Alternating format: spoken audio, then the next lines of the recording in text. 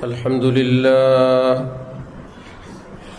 لله وكفى وسلام على عباده الذين اصطفى أما بعد فأعوذ بالله من الشيطان الرجيم بسم الله الرحمن الرحيم فأما من طغى وآثر الحياة الدنيا فإن الجحيم هي المأوى وأما من خاف مقام ربه ونهى النفس عن الهوى فإن الجنة هي المأوى صدق الله مولانا العظيم وقال رسول الله صلى الله تعالى عليه وسلم ألا إن في الجسد مضغة إذا صلحت صلح الجسد كله وإذا فسدت فسد الجسد كله ألا وهي القلب أو كما قال رسول الله صلى الله تعالى عليه وسلم মোহতারাম মুসলিয়ানে কেরাম, আমি আল্লাহ পাক রব্বুল আলামিনের পবিত্র কালামের অংশবিশেষ তেলাওয়াত করলাম এবং হযরত রাসূল করিম সাল্লাল্লাহু আলাইহি ওয়াসাল্লামের একখানা হাদিস শরীফ পাঠ করলাম। আল্লাহ পাক কোরআন শরীফ এবং হাদিস শরীফের কামিল হেদায়েত আমাদের সকলকে নসিব ফরমান। আল্লাহ পাকের মোহব্বত, আল্লাহ পাকের আজমতের জিন্দিগি আমাদের সকলকে দান করেন। সমস্ত গুনাহ থেকে দূরে থাকার তৌফিক দান করেন। অতীতের গুনাহ মাফ করে দেন। আগামীতে আল্লাহ পাককে খুশি করে বাঁচার, খুশি করে দুনিয়া থেকে যাওয়ার তৌফিক দান করেন। আল্লাহ পাক রব্বুল আলামিন কোরআনে পাকে ইরশাদ করেন, যারা সীমা লঙ্ঘন করে এবং দুনিয়াকে প্রাধান্য দেয়, দ্বীনকে প্রাধান্য না দিয়ে দুনিয়াকে প্রাধান্য দেয়, তাদের ঠিকানা জাহান্নাম। দুইটা কথা বললেন, পাশাপাশি রেজাল্ট বললেন। ফাআম্মা মান তাগা, যে ব্যক্তি সীমা লঙ্ঘন করে, ওয়া আসারাল হায়াতাদ দুনিয়া, এবং দুনিয়াকে প্রাধান্য দেয়, ফাইন্নাল জাহিমা হিয়াল মাওয়া, নিশ্চয় জাহান্নাম তার ঠিকানা। ওয়া আম্মা মান খাফা মাকামা রাব্বিহি, আর যে ব্যক্তি এই বিষয়ের ভয় পায় যে আমাকে আল্লাহর সামনে দাঁড়ানো লাগবে, সব সময় এই কথা মনে রাখে, হাই यहाँ से तुझको जाना एक दिन, मुँह खुदा को है दिखाना एक दिन मरना है आखिर मौत है, कर ले जो करना है आखिर मौत है। এই দুনিয়ার জীবনটাই আমার শেষ জীবন না, আমাকে আল্লাহ পাকের সামনে আমাকে দাঁড়ানো লাগবে, জীবনের সকল বিষয়ের জবাব দেওয়া লাগবে। এ কথা মনে রাখে যে আমার আল্লাহর সামনে দাঁড়ানো লাগবে, হিসাব দিতে হবে। আমার এখানের বিষয়টা এখানেই চূড়ান্ত না, আজকের বেঁচে যাওয়াটা বেঁচে যাওয়া না, আজকে মুক্তি পাওয়াটা মুক্তি পাওয়া না, আজকের কারণ না জানাটা এটা চূড়ান্ত কারণ না জানা না। অপর আয়াত আল্লাহ পাক বলেন, আলাম ইয়ালাম বিআন্নাল্লাহা ইয়ারা, আমার বান্দা সে কি জানে না আমি তাকে দেখি? কেউ দেখে না, আমি দেখি, এটা কি সে জানে না? তাহলে আল্লাহ পাকের সামনে দাঁড়ানো লাগবে। এই বিষয়টা জীবনের সব ক্ষেত্রে যে ব্যক্তি মনে রাখে, ওয়ানাহান নাফসা আনিল হাওয়া, এবং তামাম খাহেসাত, নফসের হারাম চাহিদা থেকে নিজের অন্তরকে, নিজেকে বিরত রাখে, ফাইন্নাল জান্নাতা হিয়াল মাওয়া, নিশ্চয়ই জান্নাত তার ঠিকানা হবে। জাহান্নাম কার ঠিকানা সেটাও তিনি বললেন, জান্নাত কার ঠিকানা সেটাও তিনি বললেন। আমার ভাই, কোরআনে পাক তেলাওয়াতের পর কারি সাহেবরা তেলাওয়াতকারী কি বলেন? সাদাকাল্লাহুল আজিম, সাদাকাল্লাহু মাওলানাল আজিম। আমার আল্লাহ যা বলছেন সত্যি বলছেন। সাদাকাল্লাহ অর্থ আল্লাহ সত্য বলছেন। সাদাকাল্লাহু মাওলানাল আজিম, আমাদের মাওলা সত্যি বলছেন। তিনি যা বলেন সব সত্যিই বলেন। তিনি সাফ পরিষ্কার ভাষায় তিনি যদি বলেন ফাআম্মা মান তাওয়া, যারা সীমা লঙ্ঘন করে জীবনের সর্বক্ষেত্রে, নিজের ব্যক্তিগত জীবন হোক, পারিবারিক জীবন হোক, ব্যবসায়ী জীবন, কর্মজীবন, রাজনৈতিক জীবন, যে কোনো ক্ষেত্রেই তার শুধু সীমা লঙ্ঘন, শুধু সীমা লঙ্ঘন, যে তাহলে এবং যে নিজের মনে যা চায় সেটাই সে করে, আর দুনিয়াকে প্রাধান্য দেয়। এক পাশে দিন, আরেক পাশে দুনিয়া।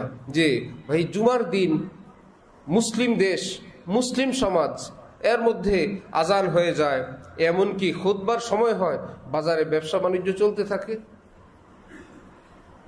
বিয়ে শাদী আসছে, একদিকে সামাজিক কালচার, আরেকদিকে দ্বীনের বিধান, যে দ্বীনের কিছু হুকুম আহকাম আছে বিয়ে শাদীর জন্য, আবার সামাজিক কিছু রীতিনীতিও আছে। সমাজটা সেটা কি দ্বীন নাকি দুনিয়া? দুনিয়া। আল্লাহ পাক বলেন ওয়া আসারাল হায়াতাদ দুনিয়া, দুনিয়াকে প্রাধান্য দেয়, আমার দ্বীনকে সে মখলুব করে পরাজিত রাখে, পিছনে রাখে। এটা জাহান্নামী মানুষের চরিত্র, এটা জাহান্নামীদের বৈশিষ্ট্য।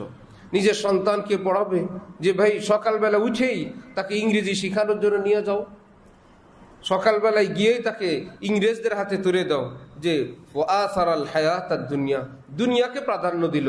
আলিফ বাতাসা তাকে শিখতে দিল না, আল্লাহর কোরআন শিখতে দিল না, লা ইলাহা ইল্লাল্লাহ মুহাম্মাদুর রাসূলুল্লাহ এইটুকুন সহি শুদ্ধ সে পারে না। হ্যাঁ, হাদিসে পাকে আছে, বাচ্চা যখন কথা বলতে শুরু করবে সবার আগে তাকে কালিমা শেখাও, সবার আগে তাকে আল্লাহ শেখাও। আরে লা ইলাহা ইল্লাল্লাহ শেখানো হয়ে গেছে, আলহামদুলিল্লাহ, 1000 ডিগ্রির চেয়ে বড় ডিগ্রি সন্তানকে আল্লাহ পাক দিয়ে দিলেন। মা বাবার খুশি হওয়া, আমার সন্তান কালিমা পড়ে। এক সাহাবী তার সাথীরা বললেন, আপনি আপনার ছেলে মেয়েদের জন্য কিছু করেন?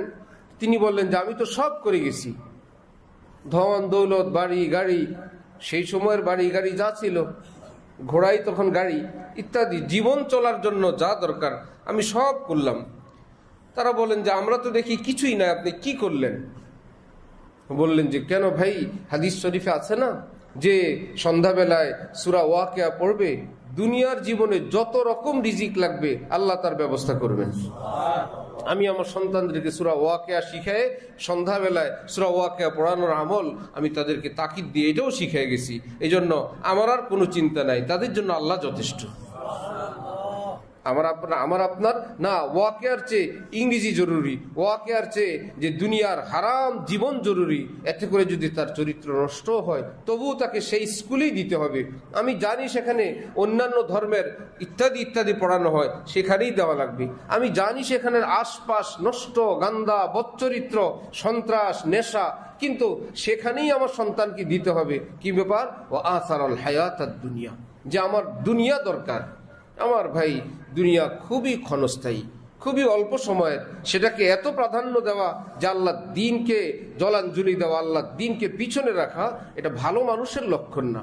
যে যেই জীবনীয় হোক ভাই, সমাজ বলে দাড়ি কাটো, বিবি বলে তোমাকে দাড়ি কাটলে স্মার্ট লাগে, আর দ্বীন বলে দাড়ি রাখা সুন্নত। এই সুন্নত কি সুন্নত না ওয়াজিব? এই মসজিদে এই বিষয়ে বারবার আলোচনা হয়েছে। দাড়ি রাখা ওয়াজিব। 4 মাযহাবে, হানাফি, শাফি, মালিকি, হাম্বলি, 4টা মাযহাব তো পৃথিবীতে। 4 মাযহাব, ইমামে আজম আবু হানিফা হানাফি মাযহাবের ইমাম, যিনি তাবিঈ ছিলেন, ইত্যাদি ইত্যাদি, একজন থেকে একজন বড় মানুষ, পুরা পৃথিবী যাদের এলমের সামনে মাথা নত করে। এবং এই যে আজকে আমাদের ফরজ, ওয়াজিব, সুন্নত, মুস্তাহাব, মাকরু, এই ইবাদতগুলোর এই বিন্যাস, এই সিরিয়াল, এই নাম আল্লাহ পাক বড় বড় মুজতাহিদ ইমামদের মাধ্যমে, ইমাম আবু হানিফার মতো ব্যক্তিদের মাধ্যমে রাখাইছেন। তাদের মর্যাদা কত! সে 4 মাযহাবে দাড়ি পুরুষের জন্য 1 মুষ্টি, নিজ হাতে 1 মুষ্টি পরিমাণ রাখা কি ওয়াজিব। সারা জীবন যে সুন্নত শুনলেন, যে তাহলে সেটাও ঠিক। সেই সুন্নত অর্থ হলো তরিকা, অর্থাৎ নবীর তরিকা। সুন্নতের এক অর্থ কি? তরিকা। তাহলে দাড়ি রাখা নবীর সুন্নত মানে দাড়ি রাখা নবীর তরিকা। এই হিসাবে নামাজ পড়া কার তরিকা? নবীর তরিকা। রোজা রাখা নবীর তরিকা। হালাল খাওয়া নবীর তরিকা। পুরো শরীয়তের যে কোনো একটা আমলই তো নবীর তরিকা। ওই অর্থে হইল সুন্নত। ভাই নবী নামাজ পড়তেন, আমিও পড়ি। ভাই নবীজি রোজা রাখতেন, আমিও রাখি। ভাই নবীজি মানুষের উপকার করতেন, আমিও করি। ভাই নবীজি কাউকে জুলুম করতেন না, আমিও করব না। পর উপকার করতেন, আমিও করব। অর্থাৎ নবীর জীবন, নবীর সুন্নত, নবীর তরিকা, এটার এক নাম হলো কি? সুন্নত।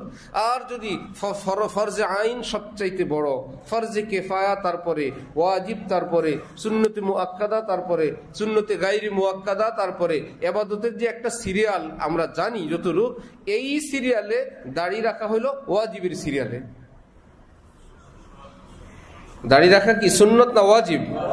আরে ভাই, হযরত সাদত সাহেব রহমতুল্লাহ আলাইহির সামনে এক ব্যক্তি আসছেন, খুব সম্মান করলেন।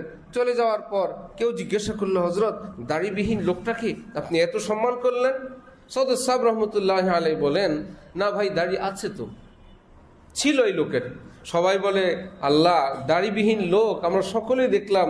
হযরত বলেন দাড়ি ছিল, এ কেমন কথা? বারবার বলার পর সাদত সাহেব রহমতুল্লাহ আলাইহি হেসে দিলেন, বললেন, আরে জালেমরা, দাড়ি ওর অন্তরে উঠে গেছে, আমি দেখছি, তোমরা দেখো নাই। দাড়ির প্রতি তার শ্রদ্ধা আছে, মোহব্বত আছে, অপেক্ষায় আজ না কাল সে রাখবে ইনশাল্লাহ। এই না সে একদম চূড়ান্ত সিদ্ধান্ত নিছে, আমি রাখবো না, দাড়ি না রেখেই কবরে যাব। এইরকম মুসলমান পাওয়া মুশকিল। এইরকম মুসলমান পাওয়া খুব দুষ্কর, যে একদম চূড়ান্ত ফয়সালা, মৃত্যুর আগে দাঁড়িয়ে রাখবো না।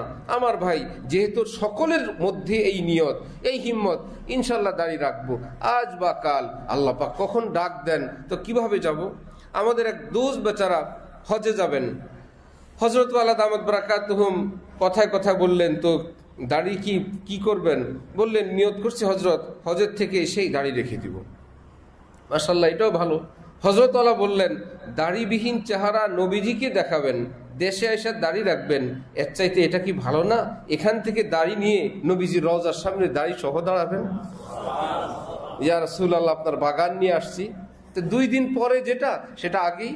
হযরত ওয়ালা করাচি রহমতুল্লাহ আলাইহি মসজিদ মাদ্রাসার সেখানে কমপ্লেক্সে কেউ বলছে, হযরত আমি 1 লাখ টাকা দিব। তো হযরত রুমে গেলেন। হযরত ওয়ালা বললেন, তো কখন দিবা? বললেন, হযরত ওয়ালা, আমি আমার বাসায় টাকা আছে, ইনশাল্লাহ আমি এক সময় এসে দিয়ে দিব। আরে ভাই, দিবা যখন, তখনই তো আল্লাহ পাক খুশি হবেন। তো তুমি এখন গিয়ে নিয়ে আসতে পারবে না? আসেই যেহেতু টাকা, হযরত আমি এখনই গিয়ে নিয়ে আসি বাসার থেকে। তো হযরত আল্লাহ আবার একজনকে বললেন, সে কোথায় তার বাসায় যাবে আসবে, তোমরা একজন তাকে সহযোগিতা করো। কারো কাছে আছে না? আছে, একজন তাকে দাও ভাই, সে তুমি বাসার থেকে এনেই দিয়ে দিবে। তো একজন তাকে 1 লাখ টাকা দিল। সে এসে হযরত আল্লাহর কাছে বললেন, হযরত আমি 1 লাখ টাকা দিলাম। বললেন, দেখো ভাই, আল্লাহকে খুশি করবা তো 2-4 দিন পরে করবা, একটু পরে করবা, সুযোগ যদি থাকে একটু আগেই করো। সুবহানাল্লাহ, আল্লাহ পাককে খুশি করব, ভবিষ্যতে করব। ভাই, কারো ক্ষুধা লাগছে, যে তার সন্তানকে যদি বাবা বলে, ঠিক আছে তোমাকে খাবার বিকালে দিব, ক্ষুধা লাগছে এখন, ঠিক আছে ইনশাল্লাহ তোমাকে রবিবারে আমি বিরিয়ানি খাওয়াবো, সে কি খুশি হবে? ঠিক আছে খাওয়াবে, এইটুকুন তো খুশি, কিন্তু এখন খাইলে যে খুশি হইতো সেটা তো আর হবে না। আল্লাহ পাককে রাজি করব, এটা একটা ভালো কথা, এতেও আল্লাহ খুশি হন। কবে করব না করব, আবার মৃত্যুর কথাও কারো জানা নাই। না জানে বুলালে পিয়া কিস ঘড়ি, তো রেহ যায় তখতি খাড়ি কি খাড়ি। হঠাৎ ডাক আসবে, তো এভাবেই সব কিছু ফেলে চলে যাওয়া লাগবে। আর যার যেভাবে মৃত্যু হয়, কিয়ামতের মাঠে তো সেভাবেই উঠবে। যে আল্লাহ, কিয়ামতের দিন আমি কিভাবে উঠবো? এইভাবে উঠবো? এই বদ্দিনী এই জীবন নিয়ে আমি উঠবো না? না, আমি এখনই দিনদার হই। লা তামুতুন্না ইল্লা ওয়া আনতুম মুসলিমুন। আল্লাহ পাক বলেন, পাক্কা মুসলমান না হয়ে কেউ মৃত্যুবরণ করবে না। তার মানে মৃত্যু কখন হয় সেটা তো তুমি জানো না। মৃত্যুবরণের জন্য প্রস্তুতি নিয়ে থাকো। যখন ডাক আসবে তুমি বলবা, আলহামদুলিল্লাহ, খুব ঠিক আছে, আমি তো কবে থেকেই প্রস্তুত। আমাদের উস্তাদ হযরত ঢাকি হুজুর রহমতুল্লাহ আলাইহি যেমনটা বলতেন, যে দোস্তজি আসলো না, দোস্তজি আসলো না। লোকেরা বললো, কে দোস্তজি? হযরত আজরাইল আলাইহিস সালাম। আর আসলেই জিজ্ঞাসা করবো, দোস্ত এত দেরিতে আসলেন? কি ভাইরা, মৃত্যুর জন্য অপ্রস্তুত ছিলেন না প্রস্তুত ছিলেন? এতটা প্রস্তুত, ওনার কাছে বিরক্ত লাগতেছে, আসে না কেন? আসলেই বলবো দোস্ত যে আসলেন না। এবং ওনার ছেলে এখনো জীবিত আছেন, হযরত মাওলানা ইউসুফ আব্দুল মজিদ, তারা মসজিদের খতিব ছিলেন, কামরাঙ্গীচরে ওনার বাড়ি বাসা। উনি বলেন যে আব্বার মৃত্যুর কিছুক্ষণ আগে হঠাৎ বলে উঠলেন, দোস্ত। এর কিছুক্ষণ পরে ইন্তেকাল হয়ে গেছে। সারা জীবন যে বলছিল আজরাইল আসলেই বলবেন দোস্ত, এত দেরি করলেন, এত কথা আর বলতে পারেন নাই, হঠাৎ দোস্ত বলে উঠছেন। তার মানে আজরাইলকে তিনি দেখে ফেলছেন, দেখে বলে উঠলেন দোস্ত। কিছুক্ষণ পরে ইন্তেকাল হয়ে গেছে। এই ব্যক্তি এতটা ঈমান ইসলাম নিয়ে ছিলেন যে যখন ডাক আসবে ঠিক। ঢালকানগর মাদ্রাসার মুহতামিম হযরত মাওলানা মুফতি জাফর সাহেব দামাত বারাকাতুহুম, আমাদের উস্তাদ, ওনার শ্বশুর ছিলেন গহডাঙ্গা মাদ্রাসার শেখুল হাদিস হযরত মাওলানা আব্দুর রউফ সাহেব রহমতুল্লাহ আলাইহি। সে এলাকায় ঢাকার হুজুর নামেই প্রসিদ্ধ। জীবনভর সেখানেই থাকতেন। এত বড় আলেম, বহু মাদ্রাসায় বুখারি পড়ান। সকলেই বলেন আপনি ঢাকায় চলে আসেন, ফ্যামিলি ঢাকা থাকে, ছেলে মেয়েরা সব ঢাকায়, বড় বড় আলেম ওলামা, আপনিও আসেন এখানে। বললেন না, আমার শামসুল হক ফরিদপুরি গহডাঙ্গা রেখে গেছেন, হযরত আমাকে এখানে রেখে গেছেন, আমি এখান থেকে যাইতে পারবো না। আর দূরে গেলে তো মৃত্যু হইলে তো আমার কবর সেখানেই হবে, গহডাঙ্গা মৃত্যু হইলে সদর সাহেবের পাশে আমি শুইতে পারবো। এই ব্যস্ত, এই বুড়া বয়সে যে সারা জীবন এই গহডাঙ্গার মধ্যে আছেন। তো ওনাকে আমাদের সাথী সঙ্গীরা বলতো পলিথিন হাজি। কি হজে যায়, পলিথিন একটা হাতে করে এয়ারপোর্টে চলে গেছে, হয়তো ওখানে গিয়ে বাসায় জানাইছে আমি তো হজে চলে যেতেছি, অথবা ওখানে গিয়ে বলছে আমি তো এসে গেছি। প্রতি বছর হজ উমরা এতটা ওনার কাছে যে ভাই কি হয়েছে, যা আছে এই লুঙ্গি একটা বা কাপড় যা কিছু আছে ব্যাগের মধ্যে আছে, যে কোনো জায়গায় ছিল ওখান থেকে রওনা হয়ে চলে গেছেন, হজে যাইতেছেন। কত সিন্নি সালাদ, ডাক ঢোল, জরুর প্রয়োজনীয় অপ্রয়োজনীয় কত মাইকিং। যে বেচারা আমার কোনো পরিচয় নাই, কোনো জরুরত নাই, তার সঙ্গে দোয়া করবেন হজে যাইতেছি, মানে আমি হজে যাই এই এলান, আর আসার পরে তো আর কথাই নেই। তো ছাত্ররা মজা করে বলতো পলিথিন হাজি, পলিথিন হাতে করে হজে চলে যেত। কি সাদা মাঠা জীবন। আর আমি সচক্ষে দেখলাম যে আমাদের হযরত আলা দামাত বারাকাতুহুম তৃতীয় তলা একটা বিল্ডিং এর এক পাশে থাকেন, ওনার বাসা ঢাকায়, ওই যে পরিবার ঢাকা থাকে, ওনার বাসা আরেক পাশে। রমজানের ভোর রাতে হযরত আলার বাসায় আমি সেহরি খাবারের জন্য খাবার আনতে গেলাম, গিয়ে দেখি ওই বাসার বাইরে যেই জায়গাটা আমরা সিঁড়ির কোটা বলে দাঁড়ায়, ওই চৌকির মধ্যে একটা চাউলের বস্তার মতো কিছু একটা বিষয়ে উনি তাহাজ্জুদ পড়তেছেন। কি ব্যাপার, লম্বা তাহাজ্জুদ। ভাবলেন আমি কোরআন শরীফ তেলাওয়াত করবো। বুড়া মানুষ, যে বাসার লোকদের আওয়াজে যদি সমস্যা হয়, আমি তাহাজ্জুদ পড়বো, আমি ঘরের বাইরে যাই। কোথায় যাবেন? শহরের মধ্যে ওই সিঁড়িতে যেখানে আমরা দাঁড়ায় অপেক্ষা করি দরজা খোলার জন্য, এই জায়গায় ক্যাবলামুখী হয়ে আরামসে নামাজ পড়তেছেন। সাদা মাঠা জীবন কাকে বলে? ওই পলিথিনের সঙ্গে এই আমলের মিলও আছে না, যে পলিথিন হাজি নিয়ে হজে যেতে পারে, এইরকম একটা ছোট্ট নর্মাল কাপড় চট একটা কিছু বিছায় নামাজও পড়তে পারেন। এদের জীবনে কোনো পাওনা দানার হিসাব নাই। কেউ বলতে পারবে না ওনার কাছে এত কোটি, না ব্যাংক পারবে, না দুনিয়ার কেউ পারবে, না কোনো বড় ব্যবসায়ী পারবে, না ছোট ব্যবসায়ী পারবে, সকলের কাছে ওনারা বরাবর। এতটা যে আজকে গেলেও যা, কালকে গেলেও তা। এক বুজুর্গ, ওনাকে প্রশ্ন করা হলো আপনাকে যদি জানানো হয় আগামীকাল আপনার মৃত্যু, আজকে আপনি কি আমল করবেন? বললেন আমি সবসময় যে আমল করি সেটাই করব। আমাদেরকে জানানো হইলে আমরা কি আগের আমল করব না পরিবর্তন করব? পরিবর্তন করব না। একদিন আছে, হ্যাঁ একদিন আছে, তাহলে তো আজকে আমরা একদম। তিনি বললেন আমি সবসময় যে আমল করি সে আমলই করব। প্রশ্ন করা হলো এইরকম একটা সংবাদ দেওয়ার পর আপনি সব সময় যে আমল সে আমল কেন করবেন? তিনি বলেন আমি বহু বছর থেকে প্রতিদিন মনে করি এটা আমার শেষ দিন, হয়তো আগামীকাল আমার মৃত্যু, হয়তো আগামী জুমা আমি আর পড়তে পারবো না। সুতরাং তোমার সংবাদের কারণে আমার কাছে নতুন কিছু আসে নাই, আমি আগামীকাল মৃত্যু এই প্রস্তুতি নিয়ে আমল করতেছি অনেক আগে থেকেই। এই জন্যই বললাম আগে যে আমল করতাম সে আমলই করব। হয়তো আগামীকাল মৃত্যু, যাদের মৃত্যু হয় তাদের কি এইরকম একটা দিন ছিল না সেটাই শেষ দিন ছিল কি না? সে কি জানতো এটা শেষ দিন? একটা অজানা গন্তব্যে আমরা ধাবিত হচ্ছি, অজানা গন্তব্যের দিকে আমরা অগ্রসর হইতেছি। আমার ভাই, এইরকম ঝুঁকিপূর্ণ একটা হায়াত নামক এক বস্তু নিয়ে থাকি যে কখন সেটা শেষ হবে, কখন ডাক আসবে, যখন তার কোনোই গ্যারান্টি নাই। সেখানে দুনিয়াকে এতটা প্রাধান্য দেওয়া, নিজের ছেলে মেয়েকে দুনিয়ার হাতে তুলে দেওয়া, হারামের মধ্যে তাদেরকে ডুবাই দেওয়া যাওয়া, হারাম শিক্ষা দেওয়া যাওয়া। হযরত সদর সাহেব রহমতুল্লাহ আলাইহি নিজের বড় ছেলে, ছোট ছেলে, তাকে জিজ্ঞাসা করলেন যে বলো তো, আমি বড় না তোমার ভাইয়া বড়? বাপ যদি তার ছেলেকে বলে আমি বড় না আমার ছেলে বড়, ছোট ছেলেকে বলতেছেন তোমার ভাইয়া বড় না আমি বড়, বলো। তো ছেলে বললেন যে হযরত বাবা আপনি বড়, বাবাই তো বড় হয়। সদর সাহেব বললেন না বাবা, আমি বড় না, আমি কোরআন শরীফের হাফেজ হইতে পারি নাই। তোমার ভাইয়া কোরআনে পাকের হাফেজ, সে বড়, আমি বড় না। যাকে আল্লাহ কোরআন দেন সে বড় হয়। মুহিউস সুন্নাহ হযরত শাহ আবরারুল হক সাহেব রহমতুল্লাহ আলাইহি পৃথিবী বিখ্যাত এক আলেম, এক বুজুর্গ, বাংলাদেশের সকল শ্রেণীর সকল আলেম যাকে শ্রদ্ধা করতেন। ভারত, পাকিস্তান, পুরো উপমহাদেশে ওনার সম্মান এবং সুখ্যাতি, ওনার বুজুর্গি, তাকওয়া, তার উপাধি ছিল মুহিউস সুন্নাহ। সুন্নতের সবক দেনেওয়ালা, উম্মত যে সুন্নত ভুলে গেছে সেগুলোকে আবার জাগ্রত করনেওয়ালা যে হযরত শাহ আবরারুল হক সাহেব রহমতুল্লাহ আলাইহি। শুধু বাংলাদেশে আসার তারিখ যদি ঠিক হইতো যে হ্যাঁ হযরত শাহ আবরারুল হক সাহেব বাংলাদেশে আসার তারিখ হয়েছে, মাদ্রাসা এবং যেখানে যেখানে ওনার সম্ভাব্য যাওয়ার সব জায়গায় ধোয়া মুছা শুরু হয়ে গেছে।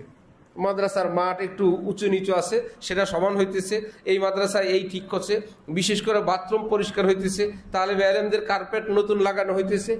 কি ব্যাপার, উনি তো আসবেন যাত্রা বাড়িতে। ভাই, কখন কোন মাদ্রাসায় যায় ঠিক নেই। গিয়েই মাদ্রাসা গিয়ে বড় শানদার মেহমানখানা ইত্যাদি, বলতেন যে ভাই মক্তবের বাচ্চাটা পড়ে কোথায়? মাদ্রাসায়। চলো হযরত মক্তব দেখবেন। গিয়া দেখে মেহমান খানায় যে স্পেশাল কার্পেট, এসি ইত্যাদি, মক্তবে সেটা নাই। বললেন হাজিব ভাই, আমি হলাম তোমাদের মাদ্রাসার মেহমান, বা যারা মেহমান আসে তাদের তো বড় সম্মান, আর তালেবে আলেমরা হইল নবীর মেহমান, তাদের কোনো সম্মান নাই। মেহমানের সম্মান আছে, নবীর মেহমানের সম্মান নাই, তাদের এরকম কেন? তো যাওয়া হয়, হযরতকে নেওয়া হইতো যে ভাই হযরত চলেন আমরা দর্শে হাদিসে যাই, যেখানে হাদিস শরীফ পড়ানো হয়। সেখানে গিয়ে দেখা যেত মাশাআল্লাহ বুখারী শরীফ যেই জামাতে রুমে পড়ানো হয় তুলনামূলক পরিপাটি সাজানো গুছানো থাকে। হযরত বলতেন দর্শে কোরআন কাহা হয় ভাই, কোরআন শরীফ পড়ানো কোথায়, হেফজখানা কোথায়, নাজারা মক্তব কোথায়? সেখানে নিয়ে গেলে দেখা দিল এত উন্নত কার্পেট না। হযরত বলতেন যে ভাই বুখারী শরীফ বড় না কোরআন শরীফ বড়? সবাই বলতো হযরত কোরআন শরীফ। তো বুখারী শরীফের রুম স্পেশাল, এর চাইতে বড় কিতাব কোরআন শরীফ, তার রুম নরমাল, এই জুলুম কেন ভাই? যে বড় তার চেয়ারও বড়, সম্মানও বড়। এইরকম মনের এক মানুষ ছিলেন উনি। বিশাল বড় শাহী চেয়ারে বসা, বড় মজমা। ছোট্ট কোনো শিশু কোরআন শরীফ পড়বে, হযরত চেয়ার থেকে নেমে যেতেন। নামাটা জরুরি না, কিন্তু আজমতে কোরআন ওনার অন্তরে এতটা থাকতো, উনি চেয়ার থেকে নেমে ওই ছোট্ট শিশুকে কুরসিতে বসতে দিতেন, আর বলতেন যে কোরআন তেলাওয়াত করবে, এই কুরসিতে বসা তার অধিকার। নিচে নেমে যেতেন। আল্লাহু আকবার! কি মানুষ ছিলেন তারা, কেসা মানুষ ছিলেন। আমার ভাই, এই মানুষরাও তো দুনিয়ায় আসছেন, আর আমরাও দুনিয়ায় আসছি। তারাও দুনিয়ার থেকে চলে গেছেন, আমরাও একদিন দুনিয়ার থেকে চলে যাব। বড় পীর জিলানীরাও আসলেন, তারাও গেলেন।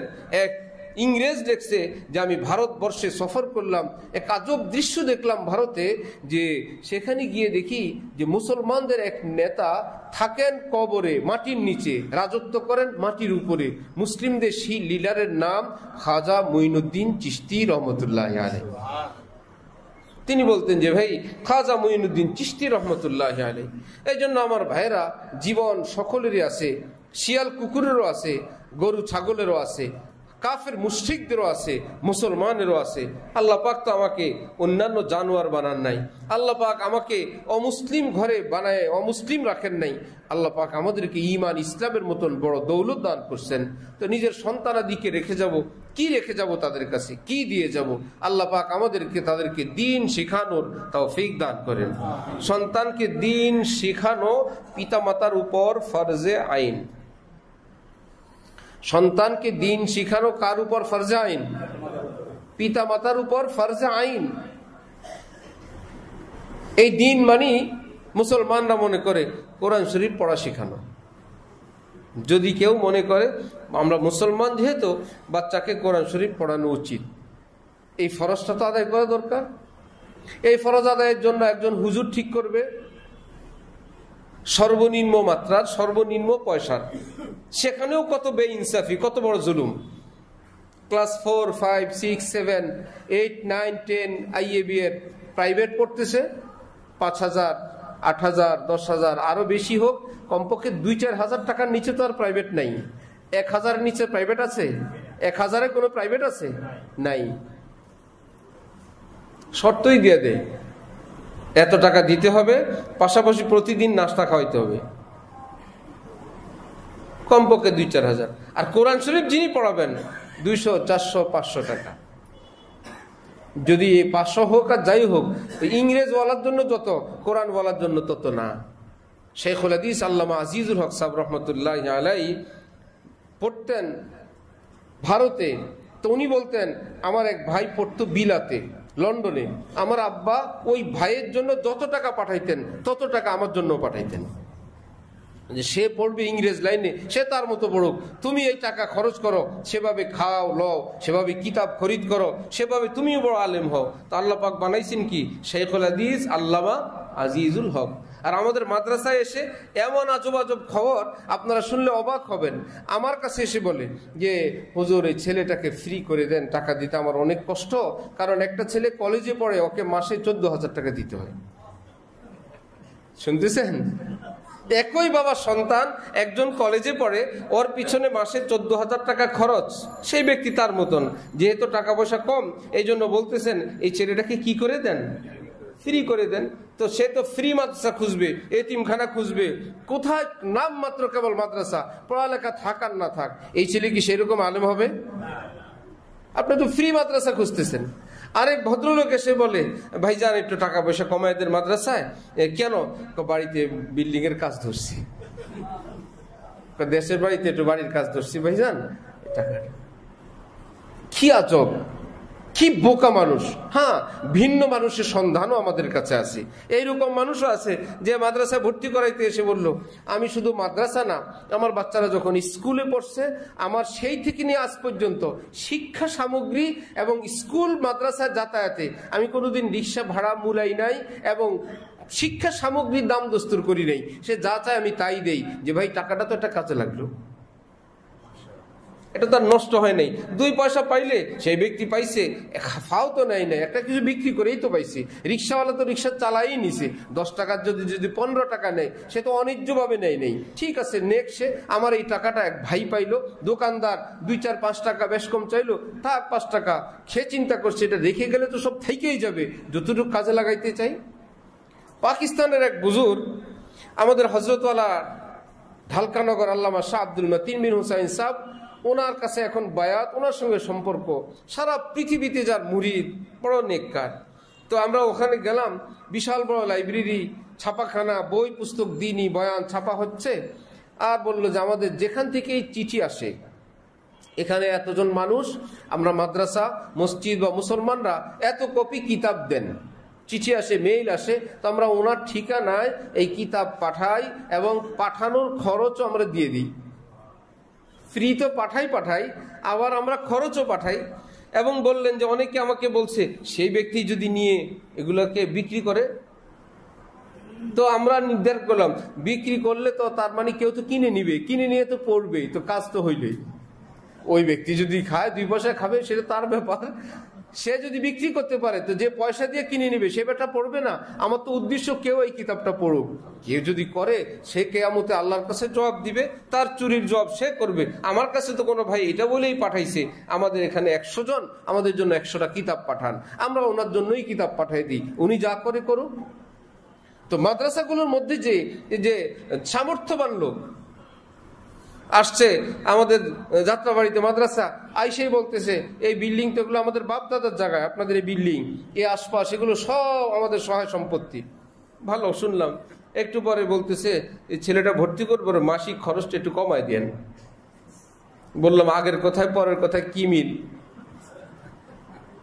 কোনো মিল আছে? আগের কথায় পরের কথায় তো মিল নাই। যদি আপনাদের সহায় সম্পত্তি হন তা আমাদের ভাড়াটা 50,000 টাকা কমিয়ে দেন, যেহেতু এগুলো সবই আপনাদের। বলে না, এখন তো আর আমাদের নাই, ছিল বাপদাদাদের। তো কোথায় টাকা খরচ করতে হবে এটা তো জানা উচিত ভাই। দ্বীনি কাজে কোথায় কম আছে, কোথায় কম পয়সার হুজুর আছে, কোথায় কম পয়সার অশুদ্ধ তেলাওয়াতওয়ালা আছে। নামমাত্র একজন হুজুর রাখলেন, হুজুর বললেন আপনার ছেলে তো কায়দা শেষ। আচ্ছা ভালো হুজুর। বড় আমপারা শেষ। আরো ভালো হুজুর, কোরআন শরীফ তো 3 খতম হয়ে গেছে। সব জায়গায় আপনার যাচাই বাছাই আছে, সব জায়গায় মাস্টার ভালো কিনা আছে, সে শিক্ষক হিসাবে কেমন সেটা আছে, কোন ভার্সিটিতে পড়ে সেটা জানার আপনার চোখ মেধা বুদ্ধি আছে। যিনি কোরআন পড়াবেন তার ব্যাপারে আপনার কোনো খোঁজ খবর নিতে হবে না এবং তার সম্মান করতে হবে না। কি ব্যাপার? ওই সেই কথা, ও আসারাল হায়াত দুনিয়া, দুনিয়াকে উপর রাখে, দিনকে পিছনে রাখে। আল্লাহ পাক কোরআনে পাকে বলেন ফাইন্নাল জাহিমা হিয়াল মাওয়া, এইরকম দুষ্ট মানুষদের ঠিকানাই জাহান্নাম। কারণ সে দুনিয়াকে উপরে রাখে, দিন তার কাছে পিছনে এবং ছোট্ট বিষয়, তুচ্ছ বিষয়। আমার ভাইরা, আল্লাহ পাক জীবনের সর্বক্ষেত্রে আমাদেরকে দিনকে উপরে রাখা তৌফিক দান করেন। ভারতে কোনো মুসলিম কোনো রাজ্যের বাদশাহ তার ছেলেকে কোনো মৌলভী সাহেবের কাছে কোরআন শরীফ পড়তে দিলে কয়েক সূরা পড়াইছেন। কয়েক সূরা পড়ানোর পর ওই বাদশাহ বেচারা খুশি হয়ে শিক্ষককে অনেকগুলো টাকা, নগদ টাকা দিলেন। সেই বেচারা নগদ টাকা নিয়ে হাতে নিয়ে বলতেছে, আপনি আমাকে এতগুলো টাকা দিলেন, আমি আপনার ছেলেকে সামান্য একটু পড়াইছি, সামান্য কয়েকটা সূরা এরকম পড়াইলাম, আর আপনি আমাকে এতগুলো পয়সা দিলেন। সেই বাদশাহ অবাক হইলেন, বললেন আল্লাহ এত ভিন্ন রুচির লোক, সে আমার ছেলেকে দিল কোরআন, সে বলে সেটা হলো সামান্য, আমি দিলাম তাকে কিছু টাকা পয়সা, এটা নাকি অনেক। তার মানে তার মনের মধ্যে যে দুনিয়ার প্রতি সম্মান বেশি, দ্বীনের প্রতি সম্মান কম। এ তো আমার আগে আইডিয়া ছিল না। আগে যদি আমি বুঝতে পারতাম এই লোক দুনিয়া লোভী, দুনিয়াকে বড় মনে করে, আল্লাহ দ্বীনকে তুচ্ছ ছোট্ট মনে করে, এইরকম লোকের কাছে তো আমি আমার সন্তানকে দিতাম না। কি বলে, সে আমার সন্তানকে দিল কোরআন। হযরত ওমর ফারুক রাদিয়াল্লাহু তাআলা আনহুর ছেলে আব্দুল্লাহ ইবনে ওমর, মশহুর সাহাবী হযরত আব্দুল্লাহ ইবনে ওমর, সূরা বাকারা যেদিন শেষ করলেন, সূরা ফাতিহার পর দ্বিতীয় সূরার নাম কি? সূরা বাকারা। এই সূরা বাকারা যেদিন শেষ করলেন, অনেকগুলো উট জবাই করে খুশির চোটে হযরত ওমর খাওয়াইছেন। আলহামদুলিল্লাহ, আমার আব্দুল্লাহ সূরা বাকারা শেষ করে ফেলছে। আমার ভাইয়েরা, যে নিজের সন্তানকে কোথায় একটা নিচু মানের মাদ্রাসা, একটা ভাঙ্গাচোরা মাদ্রাসা, এবং আরেক শর্ত হলো মাদ্রাসা দিবে ঘরের কাছে যে মাদ্রাসা আছে, সেটা পড়া হোক আর না হোক। এমন এমন প্রতিষ্ঠান যে কি আর বলা। এক বেচারা তার 2টেই ছেলে নিয়ে আসছে আমার কাছে, ভর্তি করার সময় বললো কোন এক জায়গায় এক মাদ্রাসায় পড়ছে, এবং হুজুর বলছে আলেম হইতে আর 2 বছর বাকি আছে, এখন সে ওই ক্লাসেই ভর্তি হইতে হবে। পরীক্ষা নিয়ে দেখা গেল সে ওই ক্লাসের ভর্তির যোগ্য না, বেশ তাকে নিচে নামায় দেওয়া হইলো, আরো অনেক নিচে। সপ্তাহ 10 দিনের মধ্যে ক্লাসের শিক্ষকরা বললেন এই ক্লাসেও সে পড়ার যোগ্য না, যে এইটে ভর্তি হইতে আসছে তাকে যদি আপনি 4-এ দেন, অনেক নিচে আসলো না। মাস্টার সাহেবরা যদি বলে সে 4-এও পারবে না, 3 বললো না 2-তে দিলে ভালো হয়। কি মুশকিল। ঠিক আছে দেন 2-তে। 1 মাসের মধ্যে খবর আসলো 2-তে পারবে না, তার একদম ফাউন্ডেশন বলতে কিচ্ছু নাই, 1 থেকেই পড়তে হবে। যে ছেলেটা এরকম পড়ে আসে, শিক্ষকরা তো অমানুষ না, জালেম না, সেই বয়স তার সব কিছু বিবেচনা করে যতটুকুন সম্ভব রেয়ায়েত করে তো তাকে আগায় দিতে চায়, যে ভাই এতগুলো বছর কোন রকমও যদি পারে চলো চলে যাক, এখন আর পিছনে যাওয়ার টাইম নাই ইত্যাদি। বলতেছেন যে কিছুই নাই পুঁজি, শুধু বছর পার আর বছর পার, বছর পার আর টাকা পয়সার লেনদেন ইত্যাদি। এই জন্য আমার ভাই, কোরআন শরীফ সন্তানকে পড়তে দিবেন, কার কাছে দিবেন সেটাও দেখেন, এবং তাকে যথাযথ সম্মানও করেন, যে সে নেককার মুত্তাকি হয়। আর অনেক ভাইরা আরো ভুল করেন, নিজের উপযুক্ত মেয়ে যার পর্দা ফরজ তাকে হুজুরের কাছে পড়তে দেন, এটা কি জায়েজ না হারাম? হারাম, ভয়ঙ্কর হারাম ভাই। হুজুর অনেকে আবার এই গ্রামে গ্রামে বাড়িতে বাড়িতে ফতোয়া আছে, ওস্তাদের সঙ্গে পর্দা নাই। হুজুর তো ওস্তাদ, ও পড়ালেখার জন্য কি থাকে না, পর্দা থাকে না। এ তো সাধারণ লোক না, তিনি যেহেতু হুজুর এবং যেহেতু ওস্তাদ, আর ওনার সঙ্গে পর্দা করার কোনো বিধান নাই। আরেক বিপদ হলো যে মাস্টার পুরুষ ছেলেই আসে ঘরে আপনার ছেলেকে পড়ানোর জন্য, ওটা তো ঠিক আছে, কিন্তু আপনার ওয়াইফ আবার মাস্টার সাহেবের সঙ্গে খুব দেখা সাক্ষাৎ করে, যেহেতু আমার ছেলের মাস্টার, যেহেতু আমার মেয়ের মাস্টার। এগুলো কি শুধু মাকরু হয়, উত্তম বর্জন হয় না ফরজ বর্জন হয়? ফরজ বর্জন হয়।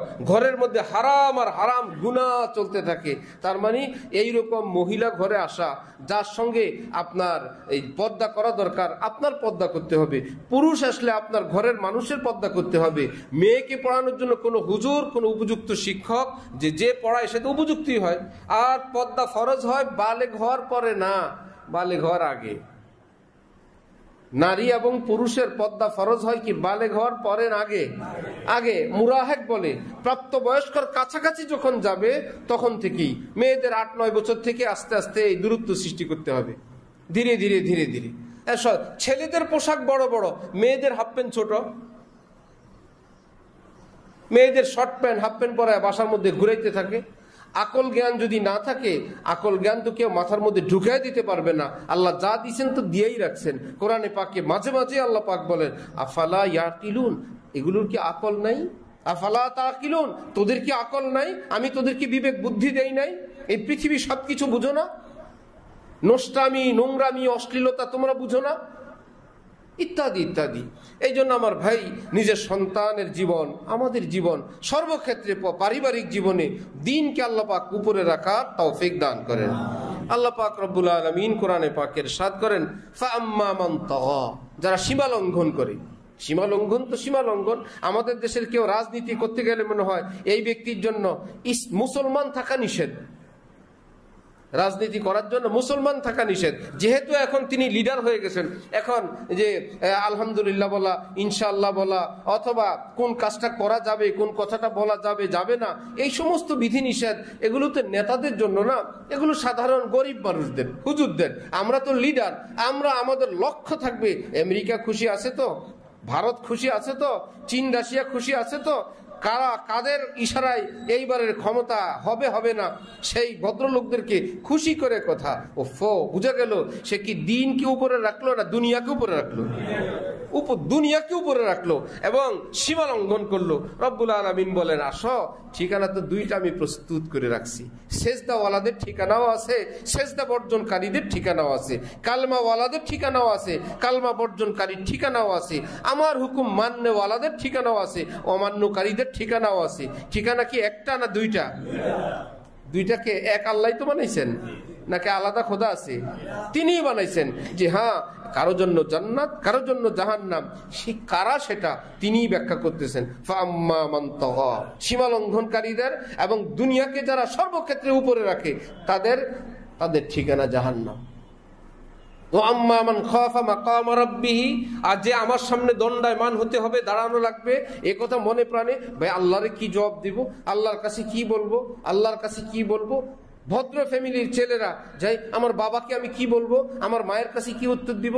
আবার কিছু ছেলে পেলে আছে এই শব্দ নাই, আরে কি মারে বলবো, লাগলে একটা ধমক দিয়ে দিব, বাবাকে একটা ধমক দিব, এত হিসাব কি? আর ভদ্র ফ্যামিলির ছেলেরা ঘর থেকে বের হইতে বলে আম্মু একটু দোকানে যাই, আয়সা বলে আম্মু এসে গেছি। সন্ধ্যার পরে একটু দেরি হইলে আমার মা আমাকে খুঁজবেন, এটা ভদ্রতা। ঠিক যেই বান্দা মনে মনে রাখে আমার আল্লাহকে আমি কি বলবো, আমার আল্লাহর সামনে আমি কি জবাব দিব। আর রব্বুল আলামিন বলেন নফসের হারাম চাহিদার বিরোধিতা করে। নফসের চাহিদা যে আমরা সাধারণত বলি নফসের চাহিদা, নফসের বিরোধিতা, সেটা হলো নফসের হালাল চাহিদা না হারাম চাহিদা?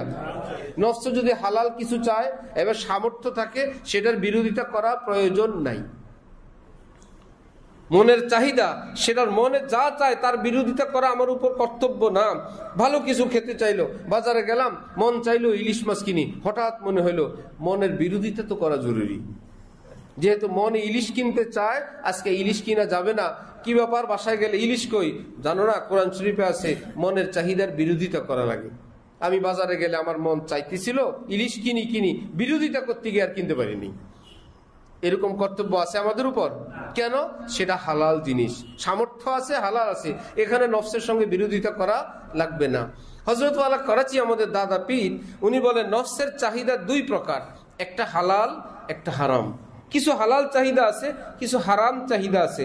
হযরত বলেন যে ভাই, হালাল চাহিদা সাধ্য সামর্থ্য অনুযায়ী পুরা করবা, এত করে নফস কন্ট্রোলে থাকবে যে আমার সব চাহিদা সে ঠকায় না, কিছু দেয় কিছু দেয় না। যেই ছেলে পেলেকে মা বাবা কোনো টাকাই হাতে দেয় না, শেষে সে মনে করে যে কি আর করা, বাবার পকেট থেকে কিছু তো নেওয়া লাগে। যে স্ত্রীকে জীবনে কোনো টাকাই দেয় না, সেই বেচারির কোনো খরচ ফরচ আছে না?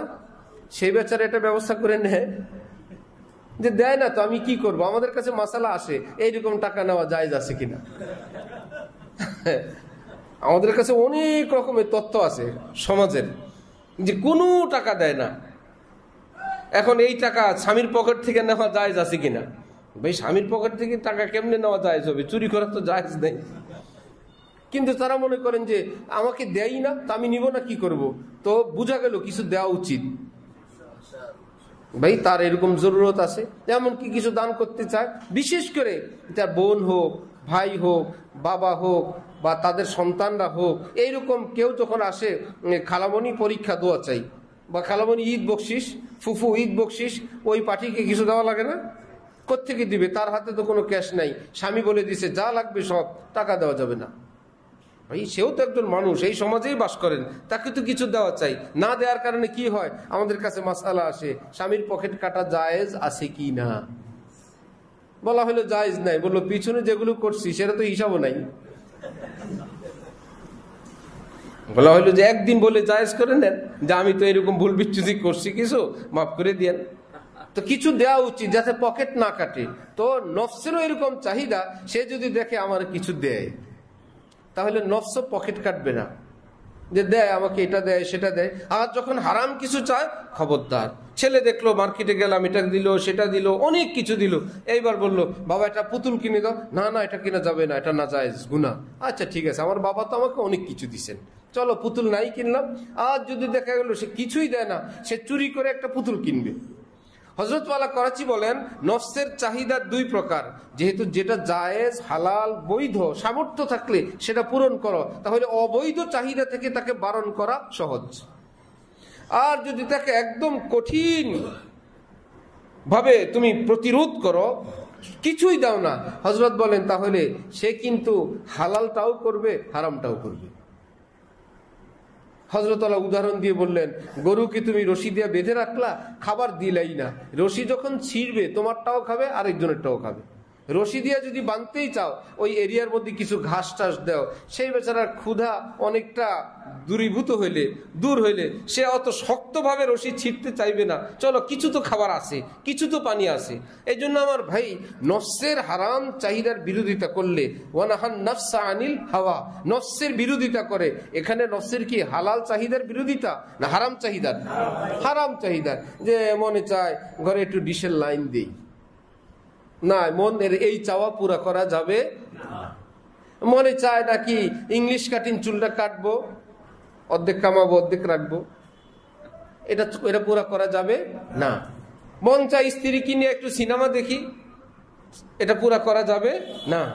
হ্যাঁ, মন চায় স্ত্রীদের কিনে বাসায় একদিন পোলাও খাই, পুরা করা যাবে।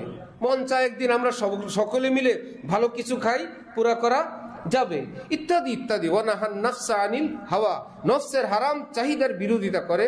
ফাইন্নাল জান্নাতা হিয়াল মাওয়া, আল্লাহ পাক বলেন আমি আল্লাহ ঘোষণা দিচ্ছি, নিশ্চয় এই শ্রেণীর মানুষদের জন্য জান্নাত হলো তাদের ঠিকানা।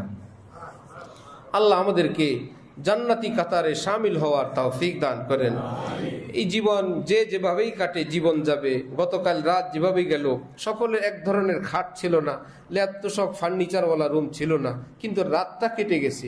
ভাগ্য যদি ভালো হয় ঘুম আসছে, আর যদি আল্লাহর আযাব গজব কিংবা কোনো পেরেশানিতে থাকে, হাজার খাট পালঙের মধ্যে শুধু ছটফট করেই তার রাত কেটে গেছে। সমানভাবে একটা দিন চলে গেছে। আগামী জীবনটাও এমনি যাবে যদি একটু লা ইলাহা ইল্লাল্লাহ বলতে পারি, একটু আস্তাগফিরুল্লাহ বলি, কমপক্ষে নামাজ টুকুন পড়ি, একটু হালাল খাই, জুলুম অত্যাচার থেকে বিরত থাকি, তবু তো কিছু প্রস্তুতি হলো।